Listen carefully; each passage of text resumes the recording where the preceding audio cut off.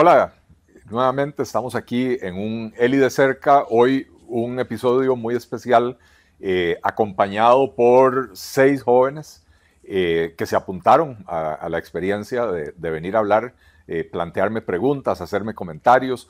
No tenemos reglas de ningún tipo, esta es una conversación relajada, muchachos, siéntanse en total libertad eh, para, digamos, conocimiento del público. Marí trabaja aquí en mi despacho, Luigi y Francesca trabajan con la fracción, Fernando, Orlando y Jeffrey no tienen nada que ver con la fracción. Eh, Nada más para que nadie pregunte cuál es la relación o si todo el mundo es empleado aquí y los estamos obligando a decir algo. No hay nada de eso.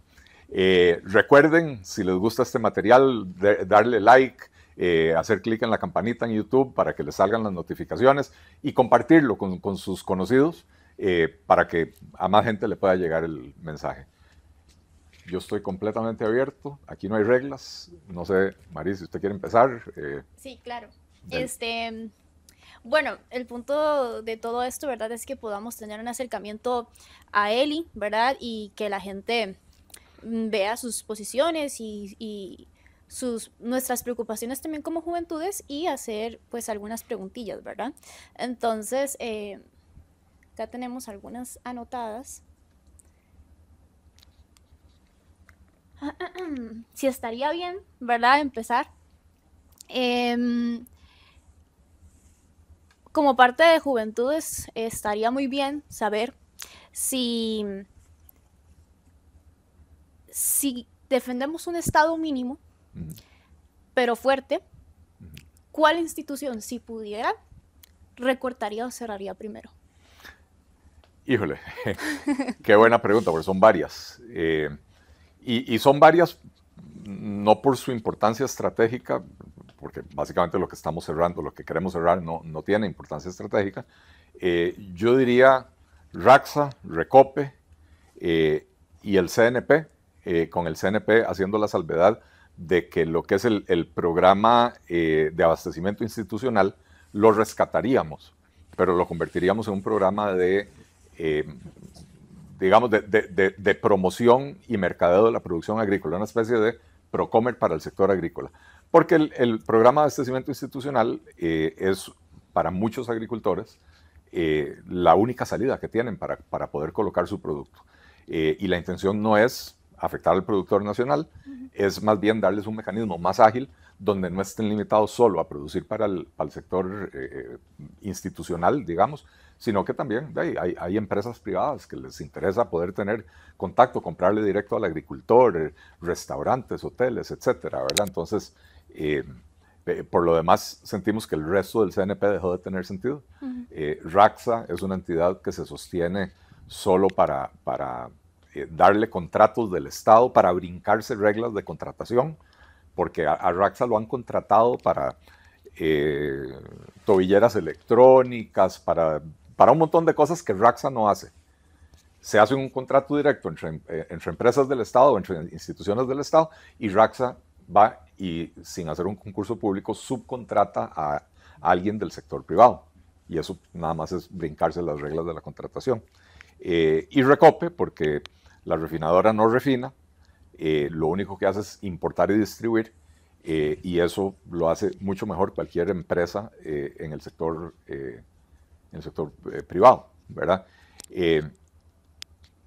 Ahora, si me pregunta qué es lo más importante que creo yo que hay que hacer en materia de reforma del Estado, más que cerrar instituciones, hay 2 proyectos de ley que tenemos presentados y un tercero que todavía no está. El primero es la fusión de todas las entidades que atienden al sector productivo en un solo Ministerio de la Producción para generar una política de promoción de la producción, de fomento productivo integral, en vez de lo que tenemos hoy, políticas sectoriales separadas que muchas veces son incompatibles unas con otras, ¿verdad? Cuando usted unifica en un solo ministerio, la protesta de los porcicultores le va a llegar a la misma persona que la protesta de los cebolleros o que la protesta de los industriales. Y entonces, en vez de pensar en cómo hago para que los porcicultores estén felices, tengo que pensar cómo hago para que, ayudándole a los porcicultores, no me pase en nadie más y que tenga una política de fomento productivo que sirva para todo el mundo. Para mí eso es de vital importancia.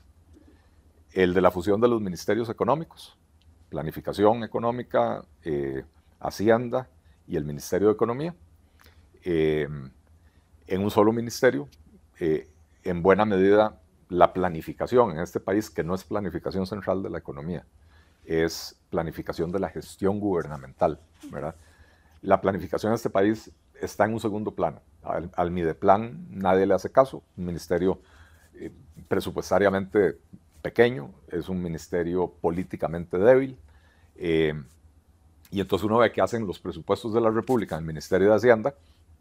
Ese es el ministerio más poderoso de todos, porque el que parte y reparte se deja la mejor parte, ¿verdad? El Ministerio de Hacienda, cuando hace el presupuesto, ni siquiera se fijan en las metas de planificación. Y entonces a veces los presupuestos no reflejan las prioridades del gobierno que establece el plan de gobierno y que se traducen en el Plan Nacional de Desarrollo. Entonces, esa es otra reforma importantísima. Y la tercera, que es bastante compleja, es la fusión de todas las entidades del sector social para unificar la política social.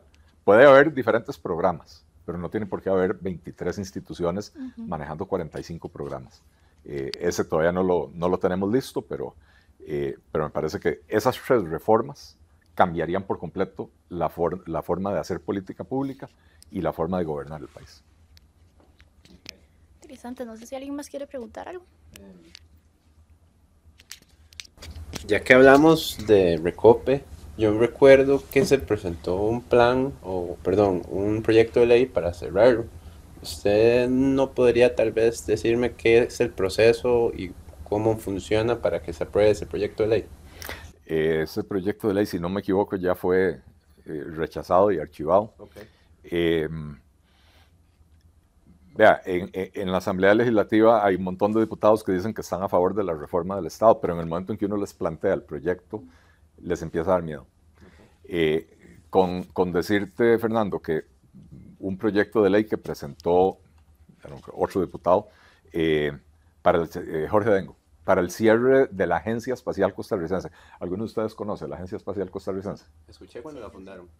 Sí, pero no existe. Exacto. No la fundaron, se aprobó la ley. Okay. Nunca funcionó, en buena medida porque los requisitos que se pusieron en el proyecto de ley para contratar al gerente o al director ejecutivo, de ahí solo los cumple un astronauta de la NASA que haya ido 2 o 3 veces al espacio. Y no estoy exagerando, ¿verdad? Y por supuesto es imposible encontrar, y menos con el presupuesto que se le iba a asignar, ¿verdad? Y ese proyecto fue rechazado. O sea, los diputados ni siquiera se atreven a cerrar lo que no existe. Ahora estamos discutiendo el cierre del Ministerio de Gobernación. El Ministerio de Gobernación fue muy importante en los años 60 y 70, a partir de los finales de los 80, 90 dejó de tener importancia, ya no existe, excepto porque la ley todavía dice que existe. Y hoy nos vino a decir el viceministro de Planificación que en el Ministerio de Gobernación hay 73 personas en planilla, todos en funciones administrativas. Wow. Nadie en funciones sustantivas. Entonces lo que se quiere es cerrar el Ministerio de Gobernación, pero hay entidades como la Imprenta Nacional y DINADECO, la Dirección Nacional de Desarrollo Comunal, que están adscritas a Gobernación. Entonces, para cerrarlo, hay que pasar estos entes a otros lugares. Y entonces empiezan los diputados de otras fracciones a decir, sí, lo que pasa es que la Imprenta Nacional, colocarla en el Ministerio de la Presidencia, no porque las influencias políticas. Y DINADECO en planificación, no, porque el enfoque de DINADECO es mucho más que planificación. Y entonces, al final de cuentas, quieren dejar abierto un ministerio que no existe, porque no encuentran dónde acomodar esas cosas. Me preguntabas de Recope. Nosotros lo que planteamos fue un cierre ordenado, donde, en primer lugar, toda la infraestructura de trasiego y almacenamiento, es decir, el poliducto y los tanques, se mantienen en el Estado y se puede concesionar su administración con condiciones de acceso libre, es decir, cualquier importador puede utilizar esa infraestructura pagando un peaje, ¿verdad? En el proyecto se asignaron todas las funciones de control de calidad, de regulación de precios, de regulación de competencia a ARECEP, a la Comisión de Promoción de la Competencia, etcétera. Es decir, no se dejó nada descubierto y entonces ya lo único que queda es, rescatando esa infraestructura, el resto de las actividades que hace el Recope, que es comprar combustibles e importarlos, pasarían a hacerlo empresas del sector privado. Okay. También fue rechazado, ¿verdad? Hace 4 o 5 años, bueno, antes de la pandemia en realidad, estuvo muy de moda el movimiento Ya no más Recope. De ahí ahora resulta que para los diputados, no, qué barbaridad, ¿cómo vamos a cerrar Recope? Ya rechazaron ese proyecto. Un comentario que nada más una vez, yo creo que yo hablé con una persona que tenía o se intentaba hacer las manifestaciones de Ya no más Recope, y lo que notó es que no llegaba gente o que no se veía ningún movimiento. Entonces yo creo que es falta de valientes, como dice usted, ¿no? Yo estuve en un par de marchas de Ya no más Recope. Hubo una bastante grande, a ver, no voy a decir que llegaron cientos de miles de personas, pero 3,000 o 4,000 personas sí había en la Avenida Segunda, ¿verdad? Que para un movimiento convocado desde el sector privado, que se hizo un sábado porque la gente del sector privado bretea y no le dan libre para que vaya a protestar, ¿verdad? Y entonces ya es en el tiempo personal de la gente, el tiempo que uno le quita a la familia, que hayan llegado unas 4,000 personas, a mí me pareció que eso fue bastante exitoso. Sin embargo, sí es cierto, en economía se estudia este fenómeno, ¿verdad? De que cuando usted quiere cerrar una institución, no solo en ese contexto, pero cuando usted quiere cerrar una institución, hay grupos de interés muy claramente definidos para defender la institución, los sindicatos, etc. Y las personas usuarias y quienes se beneficiarían de ese cierre no tienen una representación unificada, porque son consumidores que cada semana compran 30 o 40 litros de gasolina, pero cada uno por su cuenta, ¿verdad? Y entonces, al no estar articulados, a pesar de que son muchos más, su voz no suena, ¿verdad? Y yo creo que eso fue lo que intentó hacer el movimiento Ya no más Recope, articular esa digamos, oposición a Recope. Pero de ahí sí no se logró el objetivo. Y cuando yo les pregunto a mis colegas diputados, ¿para qué existe Recope? ¿Cuál es la razón de ser? Si se llama Refinadora Costarricense de Petróleo, tiene más de 12 años de no refinar. Para importar y distribuir es un emprendimiento comercial. El Estado no es un buen empresario, ¿verdad? Claro, empiezan a surgir otros proyectos de ley. Entonces ahora quieren darle a Recope la responsabilidad de la investigación, el desarrollo y la comercialización de combustibles alternativos. Biomasa, hidrógeno verde, lo que se quiera, ¿verdad? ¿Cómo vamos a volver a cometer el error de crear otro o darle a un ente estatal el monopolio de desarrollar nuevas tecnologías, que además el ritmo de cambio tecnológico, un ente público no sabe cómo enfrentarlo, ¿verdad? Entonces, eso es mejor crear una ley robusta que cree las condiciones para el desarrollo, por ejemplo, del hidrógeno verde, con inversión privada, con participación de las universidades. Si el ICE quiere invertir, que invierta, pero en un ámbito de competencia, ¿verdad? Va a pasar el compañero. Perdón. Muchas gracias, Don Eli. En ese lineamiento, muchos jóvenes han nacido con la cultura de papá Estado, tiene que estar presente en todo prácticamente. Mi pregunta es la siguiente, en este lineamiento, ¿cómo responde usted cuando dicen que el liberalismo no es viable para un país como Costa Rica? Porque el tema del cierre de instituciones, unificación de instituciones, reducir el gasto público, es muy atractivo. ¿Es algo cultural en Costa Rica o realmente es algo viable desde mi punto de vista? ¿Pero qué le responde usted a esas personas? Bueno, yo empezaría por decir, Orlando, que el liberalismo es viable en cualquier parte del mundo, pero sí hay resistencias culturales. En Costa Rica, en 1948, hubo una mini revolución que fue ganada por los estatistas socialdemócratas y fue perdida por los estatistas socialcristianos. Y que después en En el ánimo de la reconciliación nacional, lo que se hizo fue un sancocho social confuso, ¿verdad? Pero desde 1949 para acá hemos tenido alternancia en el poder entre socialdemócratas, socialcristianos o alguna variante del socialismo democrático, ¿verdad? Y algo que sucede, dice el dicho, que la historia la escriben los ganadores. Y ciertamente la historia de Costa Rica, que hemos estudiado todos nosotros, creo que todavía ustedes han tenido el privilegio de una época de mayor apertura, porque ahora en el teléfono uno tiene acceso a un montón de cosas. En mi época, cuando yo fui al colegio, la historia de Costa Rica empezaba en 1948. Es decir, a uno le hablaban de la independencia, brincamos 30 años, 35 años a la campaña nacional, 1855-1856, y de ahí brincamos a 1948. Dios bajó, separó los mares de las tierras, se hizo la luz y estábamos en el paraíso socialdemócrata, ¿verdad? Y se borró, pero de verdad se borró de la historia todo el legado liberal. Costa Rica es un país fundado y desarrollado por liberales. Prácticamente todos los presidentes o jefes de Estado que tuvo, bueno, presidentes en realidad, que tuvo Costa Rica desde la campaña nacional hasta 1932, estamos hablando de 80 años más o menos, prácticamente todos los presidentes que tuvo Costa Rica fueron liberales.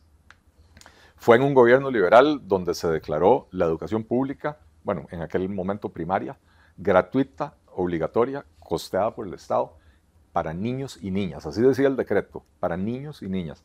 1869, si no me equivoco. Ya estamos hablando de hace 150 y resto de años. Vea qué tan de avanzada eran ellos, ¿verdad? Porque en 1869 el lugar de la mujer estaba en el fogón de leña, ¿verdad? Y que hayan dicho, ¿sabes? Esto es para niños y niñas, obligatoria y costeada por el Estado. Y la gente dice, suave, pero es que eso no es liberal. No, es que sí es liberal. Yo siempre le digo a la gente, enséñeme un solo país del mundo que haya resuelto el problema de darle acceso a la educación a toda su población sin un sistema público. No lo hay, ¿verdad? Que yo creo que el Estado es un pésimo administrador, administra pésimamente mal las escuelas o los colegios. Podemos pensar en mecanismos para que las escuelas públicas tengan administración privada, pero ciertamente el Estado tiene que velar porque la educación sea de calidad y le dé acceso a absolutamente todos los ciudadanos sin distingo, ¿verdad? En gobiernos liberales se estableció la libertad de culto, la libertad de expresión, la libertad de prensa, se abolió la pena de muerte. Es decir, la esencia de lo que es hoy Costa Rica proviene de la etapa liberal. Y sin embargo, cuando yo fui al colegio, a la escuela y al colegio, esa etapa liberal no existía. Yo tuve que sentarme a estudiarla ya después en la universidad, por curiosidad propia y por casualidad, porque me tropecé con un artículo que estaba leyendo para un trabajo de la universidad donde hablaba de los próceres liberales y ¿qué es esta vara? ¿Verdad? Y entonces en esa educación, estoy haciendo la respuesta demasiado larga, pero en esa educación que nos han dado desde 1949, nos enseñaron primero que el Big Bang fue en 1948, que antes de eso no existía nada bueno, y que los empresarios son malos, el sector público resuelve todo, los liberales, como los comunistas, comemos chiquitos, ¿verdad? Y sí, nos han enseñado, le ha enseñado a la mayoría de los costarricenses que esto es malo. Ahora, un poco es como la pregunta cuando la gente dice, es que la democracia es muy cara, o cuando la gente dice, recorten los recursos para financiar la campaña electoral, porque la democracia es muy cara. Ok, probemos sin democracia, a ver qué es más caro, ¿verdad? Y pues yo creo lo mismo, sin liberalismo nos está saliendo muy caro, porque las recetas estatistas hacen que las cosas se hagan mal, más caras, con mayor desperdicio de recursos, y además eso aplasta la iniciativa de las personas. Cuando hay un montón de obstáculos para emprender, gente con buenas ideas no las puede llevar adelante porque, para empezar, en el barrio le van a decir, "Mae, Jeffrey, usted es un malvado porque quiere crear su propia empresa y va a contratar empleados y los va a explotar y se va a hacer rico a costa de explotar a los empleados". Cuando en un país de avanzada la gente dice, wow, vean a este muchacho, quiere emprender, va a generar empleo de calidad, le va a ayudar a no sé cuántas familias a mejorar su calidad de vida. Hay que cambiar ese chip. Sí hay un tema cultural que no es genético, no es que los costarricenses no podemos convivir con el liberalismo, es cultural, inducido por una educación castrante. Sí, que quiero aprovechar como eso para... Yo tenía 2 consultas como muy puntuales, porque justamente yo soy emprendedor, ¿verdad? Y tengo una empresa que trabaja como en la parte de tecnología educativa, y entonces lo que me encanta a mí es la parte de educación, ¿verdad? Un gobierno liberal, ¿verdad? El Partido Liberal Progresista, ¿qué cambios estructurales se harían en el MEP, por ejemplo? Y más tal vez en la parte de... Yo trabajo mucho en lo que es la parte de tecnología, y tal vez no era como que amaba el sistema que tenía Leomar Dengo para el sistema público, pero peor en nada, ¿verdad? Como dicen.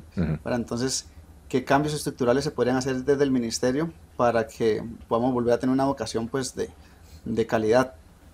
Y la segunda, para darle como ese norte, justamente es el tema de emprender, ¿verdad? Tengo 9 años de haber emprendido, y de cierta forma se ha avanzado con ciertas reformas que han ayudado pues para que sea ahora más fácil, pero que se puede seguir mejorando pues en esa área para que justamente pues promover esa parte de libertad de emprendimiento. Okay. Bueno, todas las preguntas buenísimas.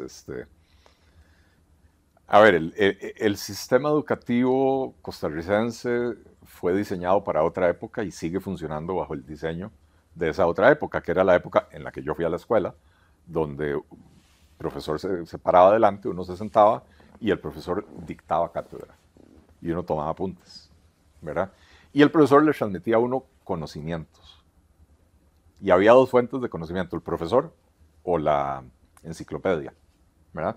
Y en todas las casas la gente hacía el esfuerzo, procuraba tener una enciclopedia en la casa. Y los vendedores de enciclopedias eran personajes en la sociedad, ¿verdad? Porque usted no tenía, por lo menos la enciclopedia Salvat, ¿verdad? Para no decir la británica, que era carísima, o qué sé yo, no adquiría otros conocimientos que los que le daba el profesor. Hoy la noción de que una persona que se educó hace 10 o 20 o 30 años le va a transmitir a usted conocimientos, tal vez en una clase de historia, pero en todo lo demás, los conocimientos que usted adquirió hace 5 años en la universidad, hoy están obsoletos.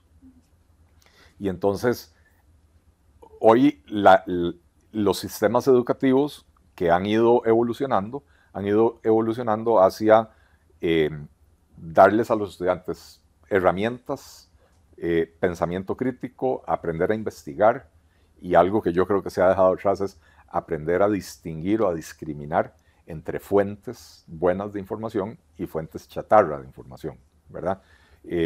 Porque en Internet, yo no sé qué porcentaje, el otro día oí a este filósofo israelí Yuval Noah Harari diciendo que, no sé, el 80 al 90% de lo que hay en Internet es chatarra, ¿verdad? Entonces, tenemos que hacer ese cambio. Lo que nosotros tenemos que hacer es, en vez de decir, este es el currículum y en la primera semana van a aprender por dónde pasa el río Virilla y en la segunda por dónde el Grande de Terra, tenemos que pasar de eso a decir, ok, muchacho que salga de 6º grado, una muchacha que salga de 5º año, este es el perfil que tiene que cumplir. Estas son las habilidades que tiene que haber adquirido, las habilidades, las herramientas, habilidades blandas, etcétera, ¿verdad? Y con eso tienen que ser capaces de investigar y adquirir su propia información, ¿verdad? Entonces, se genera lo que se llama un perfil de salida. Y a la hora de evaluar al estudiante al graduarse, lo que se evalúa es contra ese perfil de salida.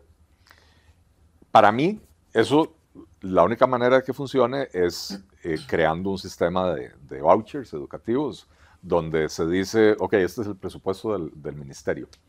Hay tantos estudiantes, dividimos ese monto entre el número de estudiantes, Ayer, por cierto, estaba revisando unas cifras, lo que pasa es que eran viejas, ya tenían por lo menos unos 10 años. En aquel momento daba que era como 2.300.000 colones al año por estudiante para primaria, ¿verdad?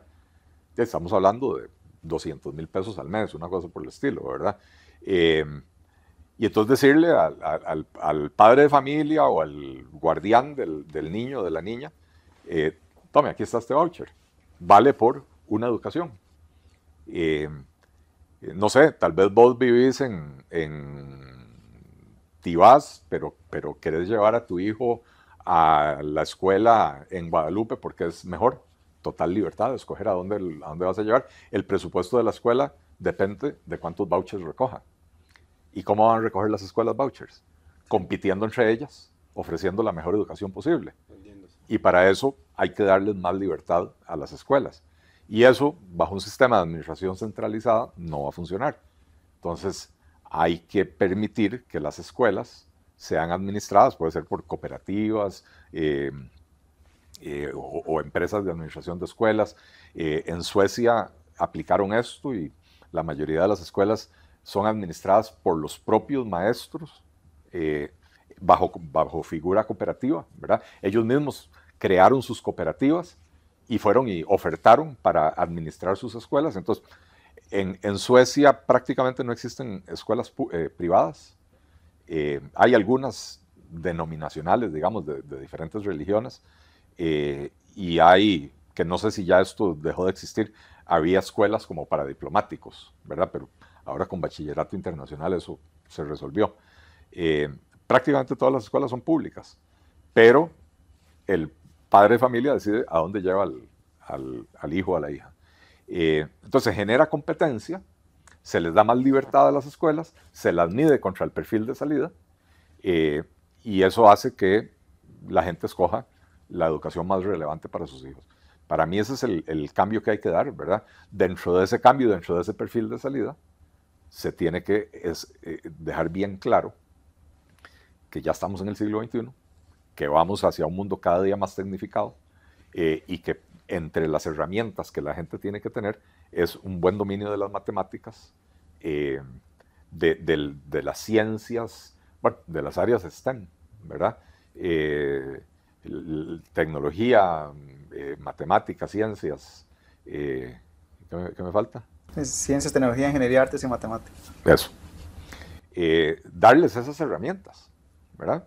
Y que la gente pueda desempeñarse en trabajos del siglo XXI. Costa Rica seguimos formando, me van a disculpar mis colegas, economistas, sociólogos, trabajadores sociales y abogados, cuando lo que tenemos que estar formando son ingenieros, técnicos, porque también nos hemos centrado demasiado en que la educación tiene que ser universitaria, cuando lo cierto es que en ningún país todo el mundo es graduado universitario, y hay que fortalecer mucho la educación técnica, ¿verdad? Yo tengo una pregunta, está un poco relacionado con eso. Es sobre la crisis actual de natalidad, no solo aquí, sino actualmente. Está relacionada con la educación, cuántas personas van a educarse, por ejemplo, Sí. o con el sistema de salud.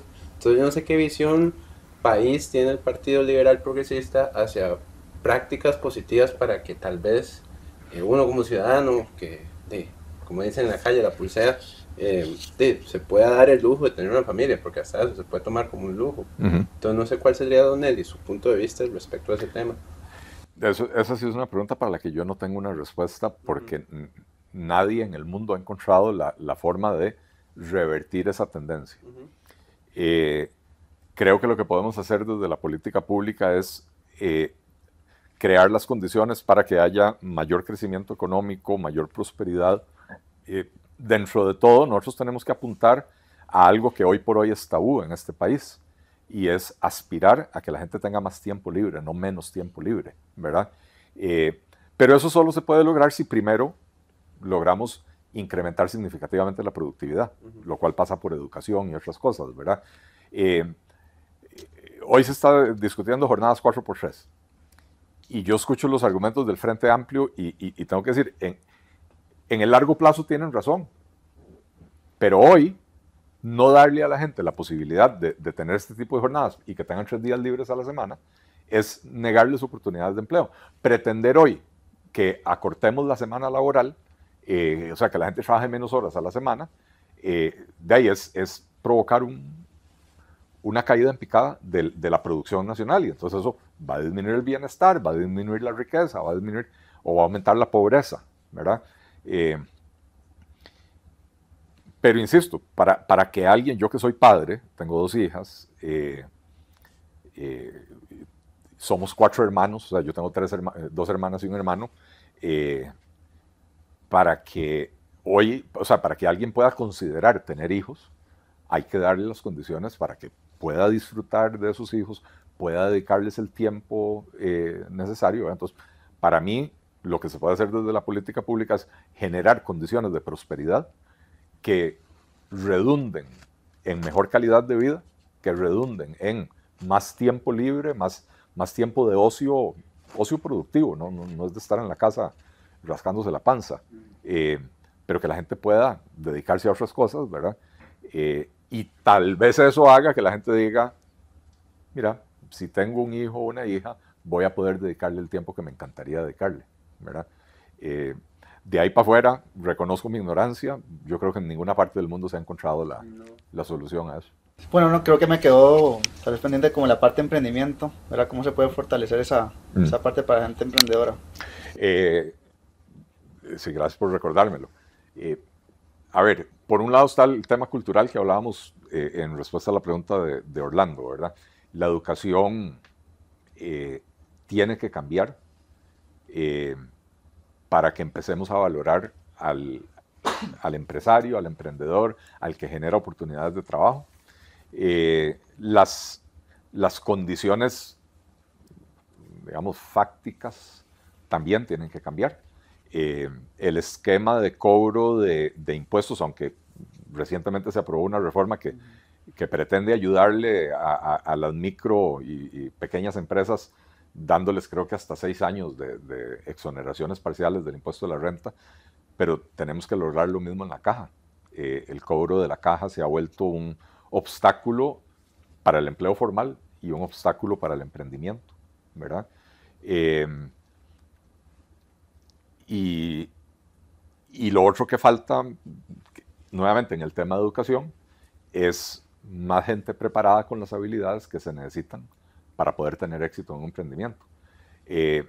Hay cambios legales que son mucho más sutiles, pero que hay que hacerlos.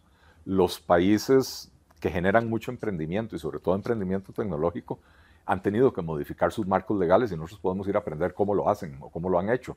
Por ejemplo, en Costa Rica, quebrar un negocio es una mancha de por vida.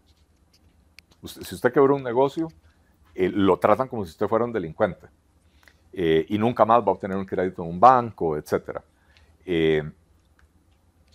Si usted quebró el negocio por cometer fraude, digamos, por estafar a sus socios o por no pagarle al banco, lo que sea, ¿verdad? Yo no tengo ningún problema con que usted reciba el castigo que tiene que recibir. Ahora, si usted tuvo una idea y dijo, voy a llevarla a la práctica, y por el motivo que sea, esa idea no pegó, el público no le compró el producto, usted no debería quedar manchado de por vida. Y sobre todo en el área tecnológica, los emprendedores se dice que son emprendedores en serie. Tienen una idea, la tratan de desarrollar, fracasaron, van para la siguiente. Y tal vez van pegándola en la tercera o cuarta o quinta, casi nunca en la primera, ¿verdad? Y más hoy, ¿verdad? Que las tecnologías son tan cambiantes. Y entonces, esa legislación, por ejemplo, hay que crear un marco legal que reconozca la diferencia entre una quiebra fraudulenta y una quiebra por condiciones de mercado o lo que fuera, ¿verdad? Para que el que no quebró fraudulentamente pueda intentar su siguiente emprendimiento. Como le digo, hay temas legales y culturales que hay que cambiar para promover mayor emprendimiento en el país. No sé si Fran o Luigi tienen alguna pregunta. Tal vez yo. O sea, ¿cuál es el lado del micrófono? Ok, lo mío ya como va directamente súper diferente a lo que todos hemos preguntado. Lo mío va más por la parte de juventudes. Siento que Juventudes debería tener un papel importante en el partido. Y para evitar las cosas que han pasado con anterioridad con las otras personas que han estado, digamos, como diputados para este partido, que luego se han salido.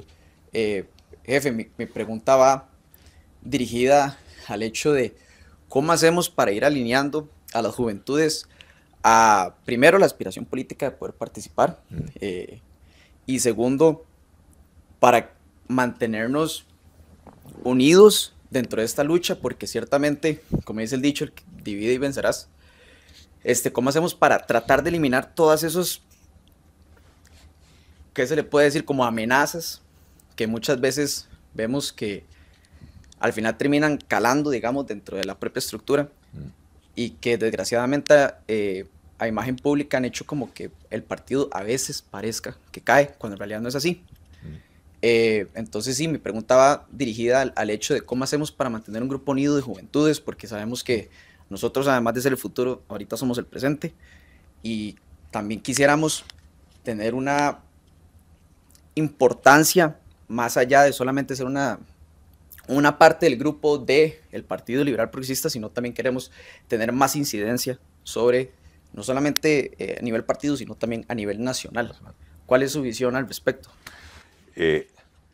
Yo hubiera preferido, Luigi, que el que planteara esa pregunta fuera yo y que me la respondan ustedes, ¿verdad?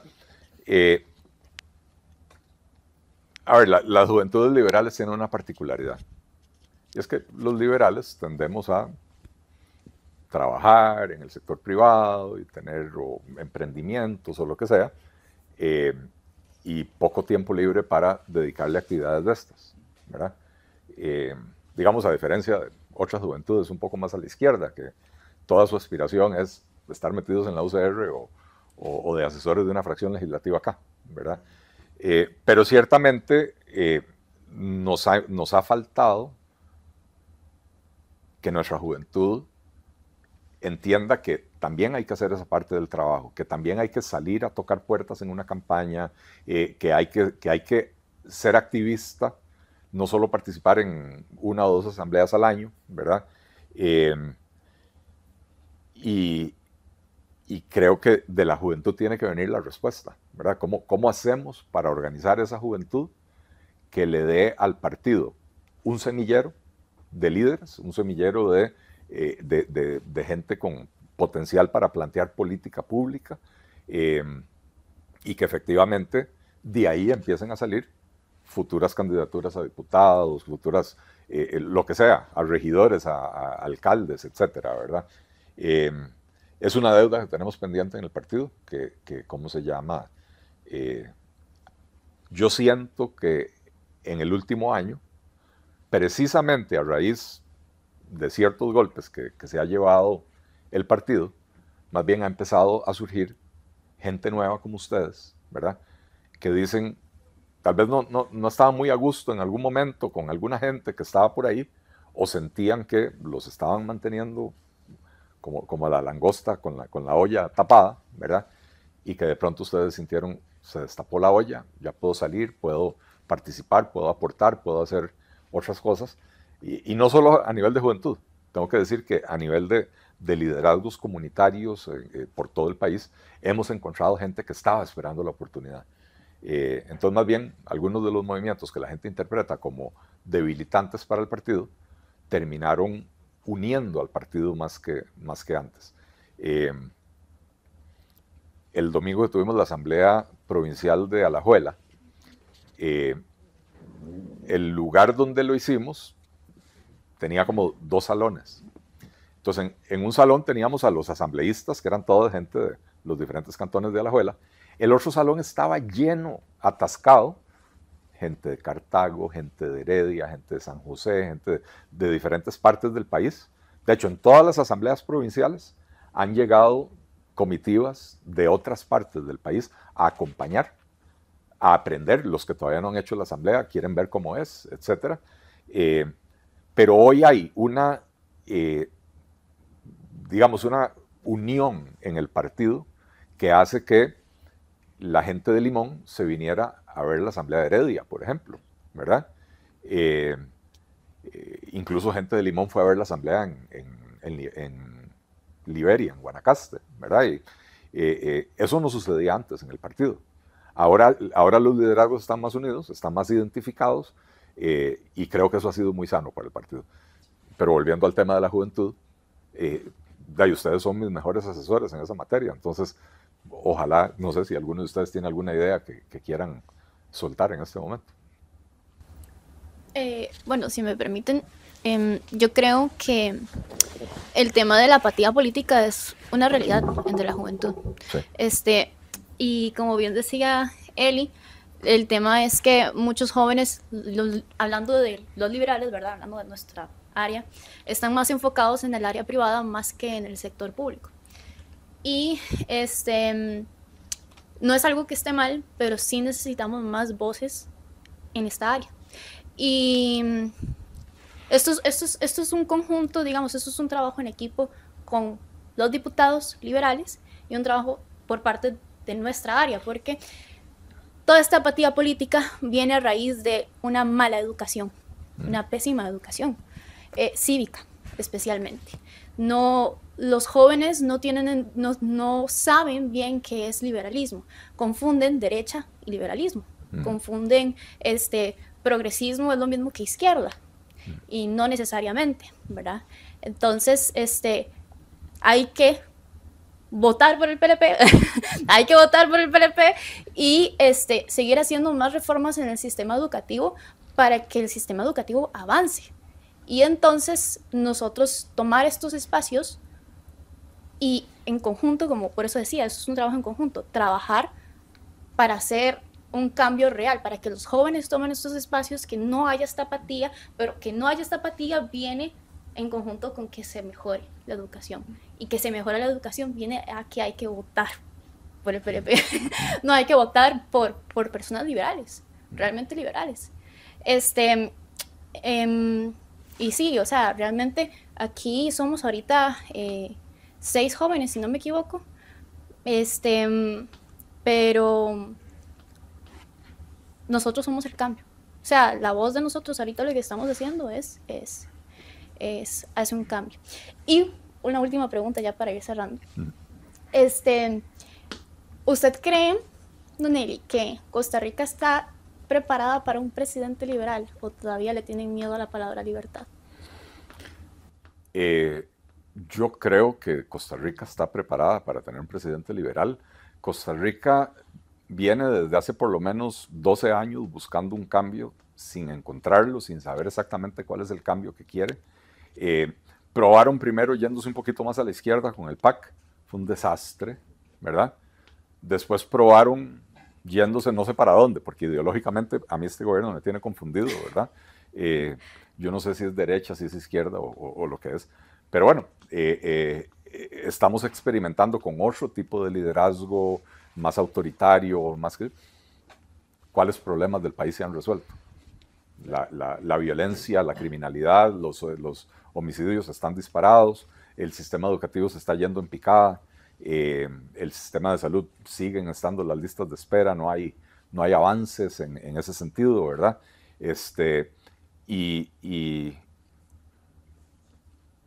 Y todavía no se ha encontrado ese cambio.